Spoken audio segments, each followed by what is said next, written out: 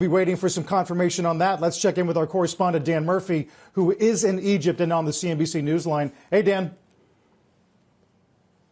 Right now, and I'm seeing a pretty significant breakthrough here at the Suez Canal. Rescue operators have been able to partially refloat the Ever Given, which has been stuck sideways in the canal since Tuesday. Look, earlier today, authorities said that the vessel had responded well to push and pull maneuvers in high tide, and we know they've been using tugs and sophisticated dredging equipment to pump sand and mud from underneath the ship to clear its engine and propellers. Well, right now I'm looking at it, and the ship is really starting to maneuver in the right direction. Actually, I'm not sure if you can hear that behind me, but it's been sounding its horn in celebration, perhaps sending a message to the flotilla of ships that it's been holding up over the past week or so. Now, of course, we have to look at the economic impact of all of this and the market impact too. This blockage has held up about $9 billion a day in global trade, according to some estimates. It's caused big disruptions to global supply chains. Remember, the Suez Canal carries about 10% of global trade, about 7% of the world's oil as well.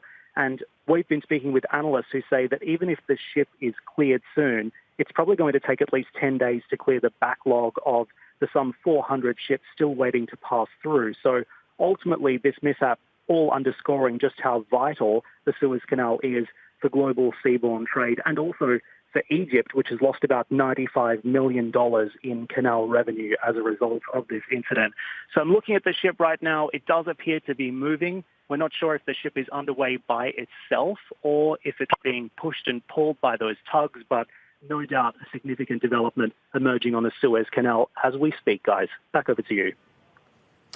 Dan, really quick, before we let you go, is there a sense as to how long it will take to move some of those tugs out of the way so that those 400 ships could at least begin to follow through Ever Given's path? It's a great question. We understand that the ship is probably going to have to go into mechanical inspections from this point on. It's unlikely that it's fit to sail. Of course, it's been stranded on the banks of the Suez Canal, so it needs to be given a once-over to ensure that it's seaworthy. We understand it's going to be taken north and then put into a separate holding area in the Suez Canal.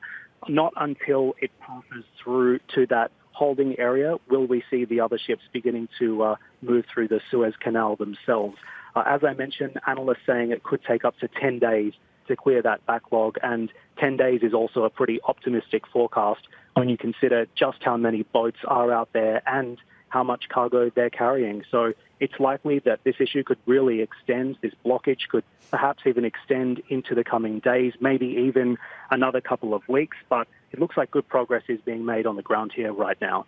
Dan, Jim Cramer, fabulous reporting, and this is a story that's captivated the whole world. But I wanted to ask you, a lot of people are saying, how come oil isn't higher? The shipping companies I contacted all say, look, it's derivatives of oil, liquefied natural gas, ethane, and it's not necessarily oil itself, because oil doesn't necessarily go through the Suez Canal. Can that explain why we're not seeing oil spike on this? Yeah, you got it, Jim. So, look, I thought the oil reaction was interesting, right? As soon as this headline broke this morning, we actually saw oil prices falling. And that's curious, right? Because normally this blockage would have resulted in a spike in prices that you've been referring to. News that the ship could perhaps be showing signs of becoming unstuck sent the oil price lower. Now, the Suez Canal is not necessarily a huge conduit for oil and LNG. It only carries about 5 to 7% of total seaborne supply. Of course, pipelines carry much more crude. There's heaps of crude in storage as well. So I would contend that there's probably other factors that are influencing the price of oil right now. This is probably more so just a headline-driven event. Dan, perfect timing to have you on as we begin to see some real progress here, according to reports and your own eyewitness account. Thanks very much.